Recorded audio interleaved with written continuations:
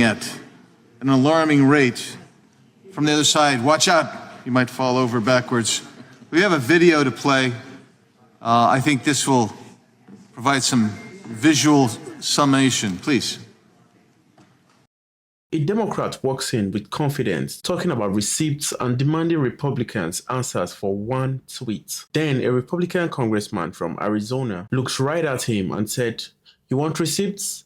Let's go." What happened next flipped the entire moment. And in less than 3 minutes, the entire conversation shifted. And suddenly, it wasn't about one tweet anymore. It turned into a spotlight on past statements and positions, all laid out for everyone to see. This is the kind of exchange that changes the tone completely. What started as a challenge turned into something entirely different in real time. And if you want to see how it all unfolded, stay right here. Hit like, subscribe if you're new, and don't go anywhere, because the full breakdown is coming right after the clip. Thank you. And I just want to address Mr. Johnson, who said you brought the receipts. Well, Mr. Johnson, I've got some receipts for you. This committee met about 2 months ago, and the chairman, who can call any person in the world who walks this earth as a witness, called this guy, who tweeted just a couple weeks before the hearing, "Fuck cops." Your witness tweeted that.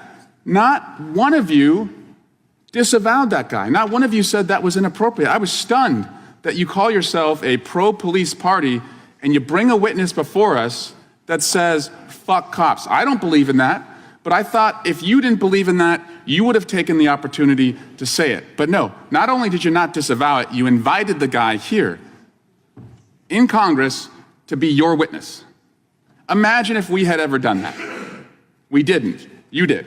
Second, I would love Mr. Johnson to disavow, because, by the way, I will disavow the defund the police movement. I've never called for it. I believe, just as President Biden believes when he addressed Congress, that we should fund the police. But, Mr. Johnson, will you disavow your colleague, Marjorie Taylor Greene, who tweets out and makes money off of a defund the FBI movement?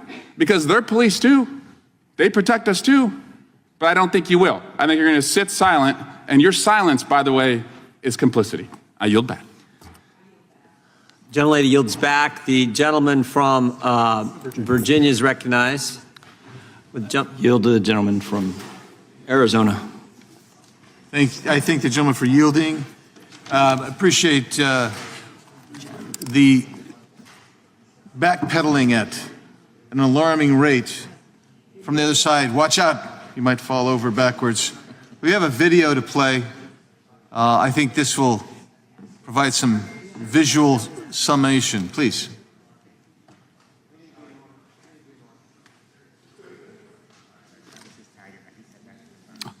The police has to happen. We need to defund the police. Mayor Eric Garcetti saying take some of the money from policing, about $150 million. I applaud Eric Garcetti for doing what he's done. But we need to completely dismantle the Minneapolis Police Department. It is outdated. It is wrong-headed thinking to think that the only way you're going to get communities to be safe is to put more police officers on the street. So yes, defund your butts. Defund you. Yes, I support the reallocation of resources from NYPD. We will be moving funding from the NYPD. Yes, I support the defund movement. I'm for responsible reallocation of resources. And defund the police. I think you do all those other things, you don't need all the money that's going to the police department. So yeah, I mean, the spirit of it, I do support that. Yeah, and you know, a lot of us were asked if we could imagine a future without police back in 2017 when we were running for office. And I answered yes to that question. We are going to reduce funding in the police department and redirect that money. We propose to redirect over $7 million from the police bureau. The police department here in Minneapolis needs to be dismantled, and we need to start anew. In some necessary cases, completely dismantling those police forces. Police departments are taking a sizable amount of the budget of a lot of municipalities and other entities. We need to look at those budgets, pull some of the money back. But we talk about defunding the police, defunding the Pentagon. My push is that we defund our police departments. Defunding police means defunding police. If these reports are accurate, then these proposed cuts to the NYPD budget are a disingenuous illusion. This is not a victory. The freshman Democrat adding, the fight to defund policing will continue. Mr. Chairman, I also have several articles that I would like to submit for the record. Instead of reading all the titles, I'll just provide those to you, if that's okay. Without objection. And I'll yield back to the gentleman from Virginia, Mr. Klein. Would the gentleman yield? Yield to the chair. Yeah, I would just say in response to the gentleman from California, of course we disavow that tweet. That is obvious. And if we'd have known that individual had that tweet out there, I doubt if he'd have been invited as a witness.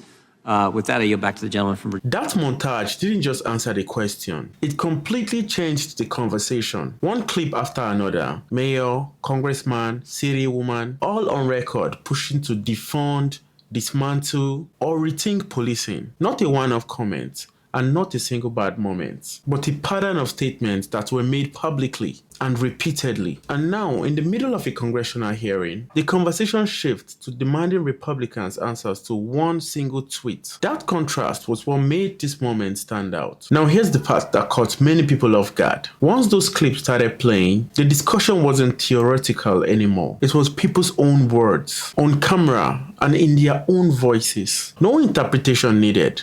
And when that happens, the tone of the room changes fast. The bigger issue underneath all of this is accountability. If one side is going to be pressed on statements and positions, the expectation is that the same standard applies across the board. That's where the tension really came from. As the exchange continues, you could see the shift. The focus moved away from the original point, and the focus became more about redirecting than addressing what was shown. That's usually a sign that the conversation has taken a turn no one expected. For viewers at home, especially those concerned about safety, policing, and leadership, moments like this are where opinions get shaped, not by talking points, but by seeing how leaders respond when the points get flipped. If you found this breakdown helpful, and you want more straight breakdowns like this, you should subscribe and stick around for the next one.